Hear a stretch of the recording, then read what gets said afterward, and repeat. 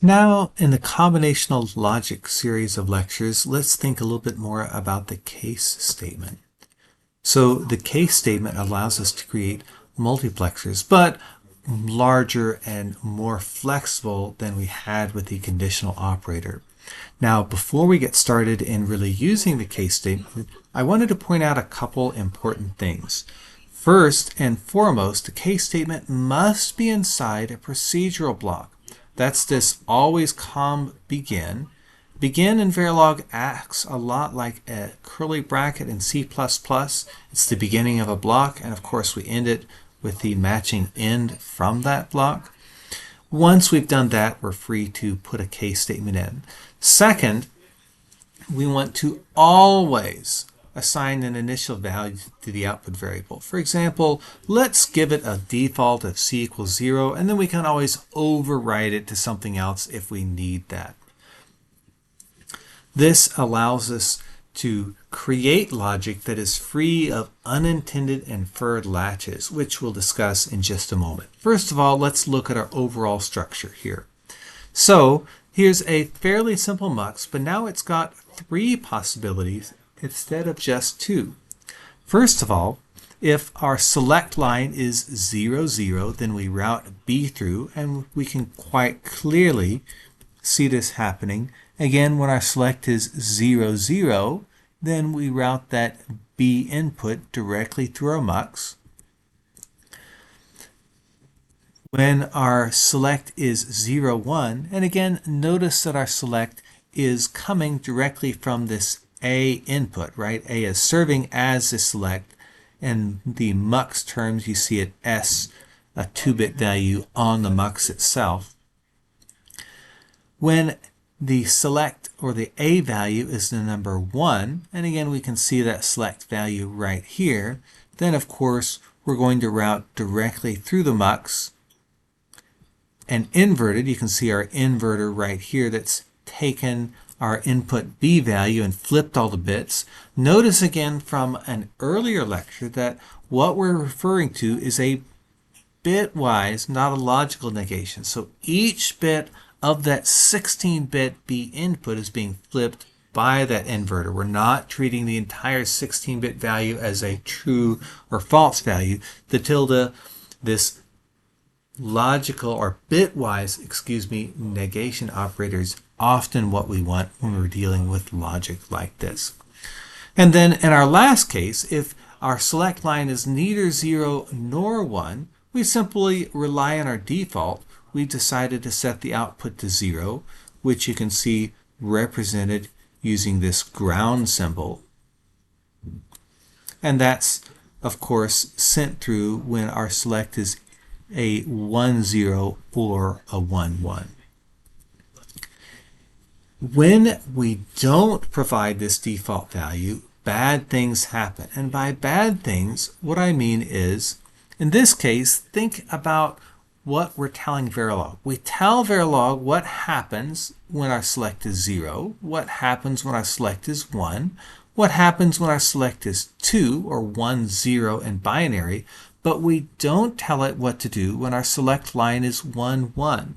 So what that means to Verilog is it needs to remember the previous value when the select was 1, 1 and use that. So what Verilog will do is infer or instantiate into our design a latch, a memory element to remember that last value and return it to us. This is almost never what you want.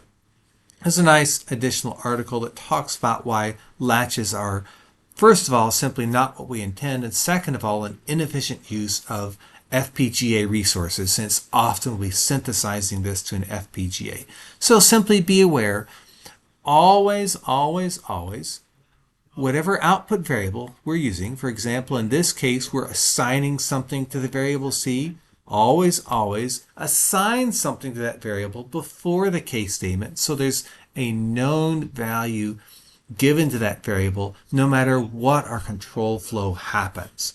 Whether we decide later to assign C to B or C to the bitwise negation of B, we're guaranteed that if neither of those happens, we have a defined value for our output C, and therefore there's never a need to instantiate a latch, which would lead us into this difficulties.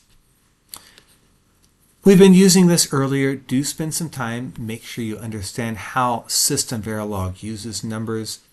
It gives us the ability to specify how many bits we're discussing in a number, what the base of the number is, and a lot of useful and interesting things like that.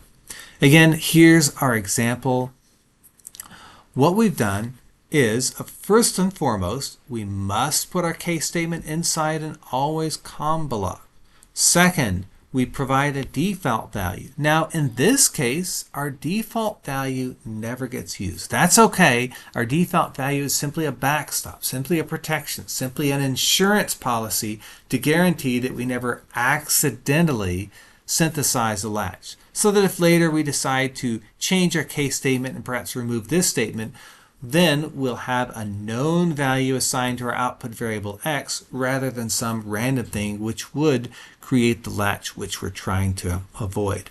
Notice that there's no cost. This x equals 0 statement doesn't, in the resulting schematic, produce a ground or an extra input to a mux or anything like that. It doesn't affect or degrade our design in any way. Instead, it simply ensures that our design always does what we want and never produces that unintended inferred latch. Again, going through the operation of a mux, notice when our select is 0, 0, we route A directly through, and you can see that quite clearly here. Excuse me, I'll try that again. Here's A being routed through when our select line is 0, 0. Here we do a bitwise and route that through for when our select line is a 1, 0. We can see that input right here. We're routing B through with 0, 1. We're routing an OR of A and B and 0, 2. And again, all that is quite clearly expressed by our Verilog code where we can see those different alternatives. The case statement provides a fantastic way to create things like a mux. Just remember our two most important constraints when using it: the always com statement and assigning an initial value just to ensure we don't infer that mux. And in fact, here in our next exercise, we can quite clearly see why we would want to do something like create an initial value, result equals 0. We have 3 possible values for our select line.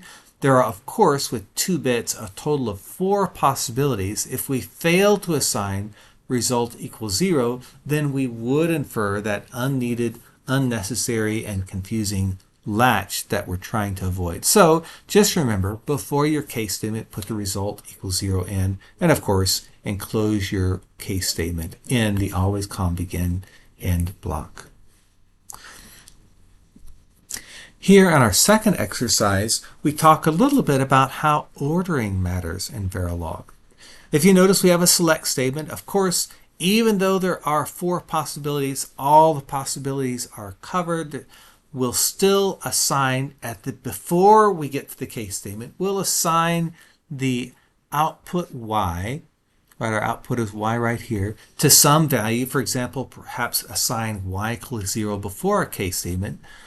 Notice that after, and this is where ordering matters, after we've assigned y, we'd like to know if the result is 0 or not. This, of course, is a great opportunity to use those logical operations. We can simply assign, using this nice equality operator, we can assign is 0 to y double equals 0, but we can only do that after the case statement because that's after the point when we've assigned something to y. So you see that ordering matters. In other words, if we put our assign statement determining the value of is 0 before the case statement, the value I would determine would be wrong because we haven't yet determined the output y. So we'll put it after our case statement as a single line. Notice that because we're already inside this always com begin end statement, we don't need to to have something like this, where we'd say assign is 0 equals. Instead, we drop the assign statement because whenever we have that always comb statement,